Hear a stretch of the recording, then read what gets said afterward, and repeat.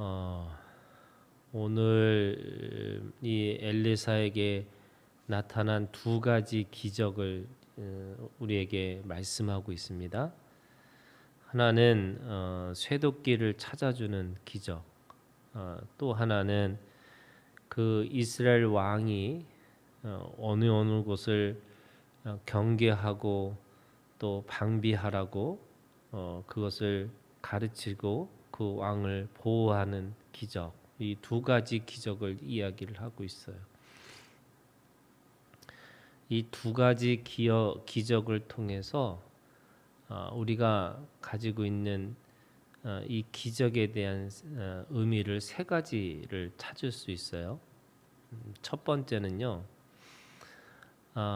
기적이라고 하는 것은 특별히 우리가 믿는 사람들에게 기적은 자신들을 위한 것이 아니고 누군가의 마음에 긍휼의 마음 또는 누군가를 도와주는 마음으로부터 시작되는 것이다라는 거예요.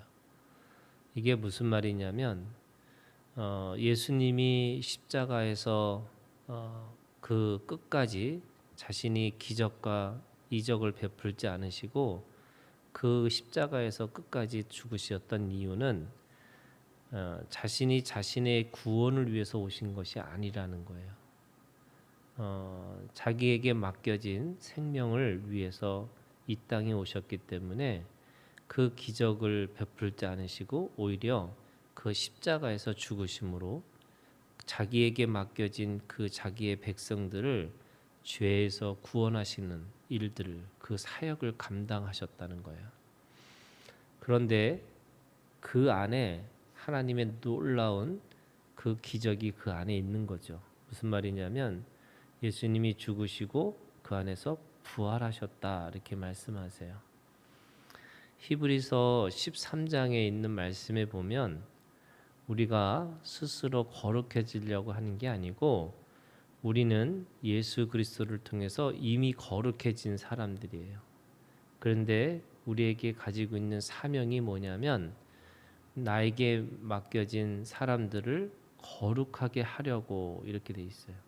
그러니까 나에게 맡겨진 사람들을 거룩하게 하려고 나에게 주신 하나님의 능력이라고 이야기하고 있는 거죠. 오늘 이 엘리사가 그 제자의 그 잃어버린 쇠도끼를 찾아주는 그냥 놀라운 기적을 이야기하고 있는 거죠. 그리고 그 이스라엘 왕이 어디를 방비하고 어디를 경계해야 되는지를 또 아람 왕의 그 이야기를 다 알고 있는 것처럼 또 다 들은 것처럼 그렇게 아주 분명하게 전해주고 있다는 것은 엘리사가 자신을 위해서 그 기적을 쓰고 있는 것이 아니고 자기에게 필요한 사람들에게 그 기적을 베풀고 있다라고 하는 것이에요. 우리가 생각해 보면 그런 거잖아요. 이 집을 짓겠다고 하는 거예요, 제자들이. 그래서 그 집을 짓겠다고 했을 때, 그 엘리사가 생각을 해보면 자기를 위해서 그 집을 짓다라고 생각하면 집을 짓는 기적을 베푸는 게 맞는 거 아니에요? 또 지금 쇠도끼가 너무 아까워가지고 이 쇠도끼를 살 수 없을 정도로 가난한 제자들이에요. 무슨 말이냐면 이 쇠도끼를 왜 그렇게 안타깝게 찾았냐면 자기 게 아니라는 거예요. 빌려온 거예요. 그러니까 없어도 너무 없는 거예요. 근데 기적의 사람이라고 한다면 어떻게 해야 돼요? 아니 돈도 더 많아야 되고 자기가 원하는 방식대로 집도 오히려 그냥 뭐죠? 옛날에 내 사랑 지니 뭐 이런 것처럼 눈 깜빡하면은 그냥 집이 생기고 이런 게 더 좋은 거 아니에요?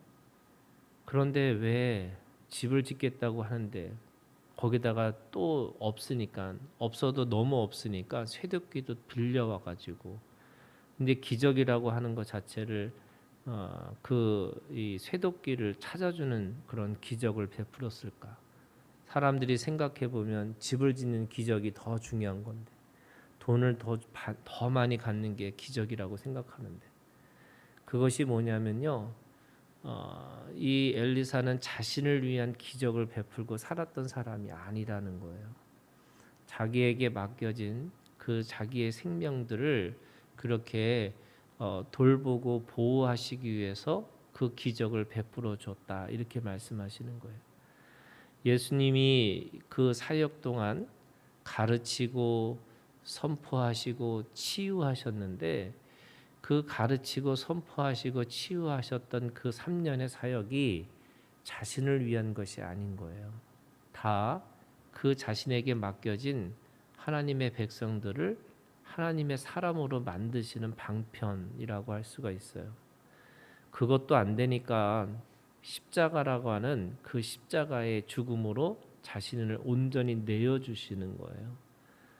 저는 이게 기독교인들이 가지고 있는 삶의 비밀이라고 얘기해요. 이게 뭐냐면, 하나님은 우리를 자신을 위한, 또 자신의 구원을 위한, 또 자신의 편리를 위해서 그렇게 하나님께서 우리에게 능력을 주신 것이 아니고, 누군가를 섬기기 위해서 그렇게 우리에게 능력을 주셨다라고 말씀하시는 거예요.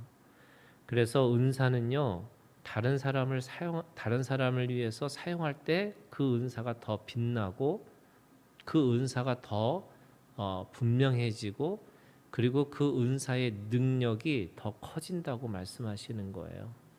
그래서 은사는 누구를 위해서 쓰는 거냐? 나에게 맡겨진 하나님의 사람들을 위해서 쓰라고, 사용하라고 그렇게 주신 거라고 말씀하시는 거예요. 두 번째는요, 그 은사가, 기적이 오늘 뭐라고 그러냐면, 어떻게 보면은 그냥 정말로 하잘것없는 그 쇠도끼를 찾아주는 은사였고, 그런데 또 높은 그 이스라엘의 왕을 위해서 그 기적이 일어났다라고 얘기를 하는 거예요. 무슨 말이냐면, 이 기적이라는 것이, 하나님이 돌보신다는 것이 그 사소한 아주 지극히 작은 것에서부터 나라의 왕을 지켜주는 것까지, 그 모든 것 일거수일투족을, 그리고 지극히 작은 것에서부터 큰 이야기까지 어떤 것도 하나님의 그 보호하심에, 또는 하나님의 인도하심에 내버려 두는 것이 없다라고 말씀하시는 거예요. 하나님은 머리카락도 세심받 되신다 하시는 거잖아요. 어떤 것도 참새 2마리도 하나님이 허락하지 않으시면 팔리거나 떨어지거나, 그것이 어떤 것도 일어나지 않는다고 말씀하시는 거예요. 창조주 하나님이시지만, 그리고 하늘의 거룩한 곳에 거룩한 보좌에 계시는 하나님이시지만, 하나님의 사람들을 위해서 지극히 작은 미세한 것부터 시작해서 이 거대한 우주의 모든 것까지 하나님의 돌보심과 인도하심이 그 가운데 있다라고 말씀하시는 거예요.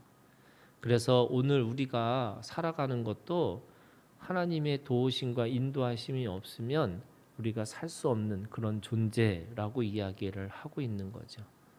세 번째는요, 오늘 이 아람 왕이 자신이 이게 도대체 왜 이런 일이 일어날까라고 했는데, 그 아람 왕의 신복들이 그걸 뭐라 그러냐면, 엘리사 때문에 그런 거다, 이렇게 얘기를 해요.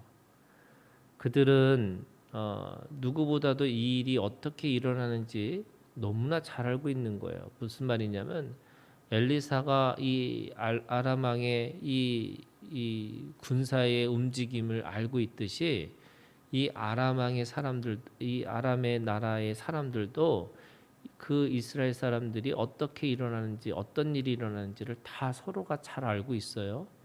그런데 더 중요한 건 뭐냐? 이 엘리사를 통해서 일어나는 그 모든 기적과 능력이 하나님이 하시는 걸 모르고 있는 거예요. 그걸 사람이 하고 있다라고 생각하는 거예요. 그래서 13절에 그 엘리사가 어디 있냐 그랬더니, 그 엘리사가 도단에 있다라고 얘기를 하니까 그 엘리사를 잡으러 가는 거예요.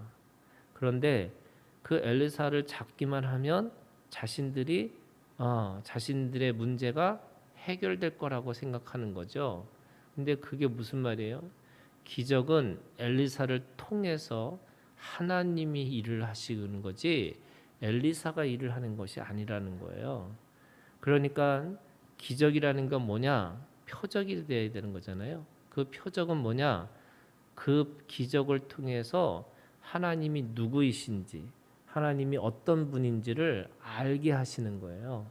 그렇기 때문에 도끼를 잃어버린 그 사람의 마음을 긍휼히 여기시는 하나님이 그곳에 계시는 거고, 또 이 아람 왕의 속에서 이스라엘 왕을 눈동자와 같이 지켜주시는 분이 하나님이신 것을 알고 있는 것이 우리가 그 기적 속의 표적을 바라보는 거죠. 그게 사람들은 요행을 기다리면서 또는 자신의 욕망을 위해서 자연의 법칙을 깨는 기적을 바라고 살아가는 것과 똑같은 거죠. 그러니까 오늘 우리가 가지고 있는 믿음이라는 건 뭐냐? 결국 하나님을 아는 거고, 그 하나님이 어떻게 우리를 돌보시고 인도하시는지를 아는 것이 그 기적 속에 숨겨진 하나님의 사랑을 깨닫고 살아가는 거예요. 그런 의미에서 오늘 일상에서 그 작은 이야기에서부터 큰 이야기까지, 일상의 문제에서부터 이 우주의 모든 문제까지 그 속에 숨겨진 하나님의 사랑을 깨닫는 것이 오늘 우리가 이 기적을 바라보는 믿음이라고 할 수 있는 거예요.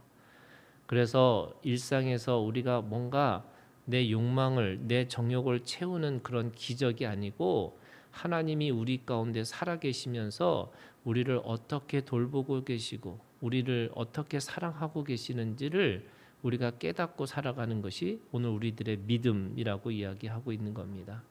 오늘도 이 두 가지 기적의 이야기를 통해서 이 세 가지의 믿음이 오늘 우리 가운데 있기를 주님의 이름으로 축원합니다.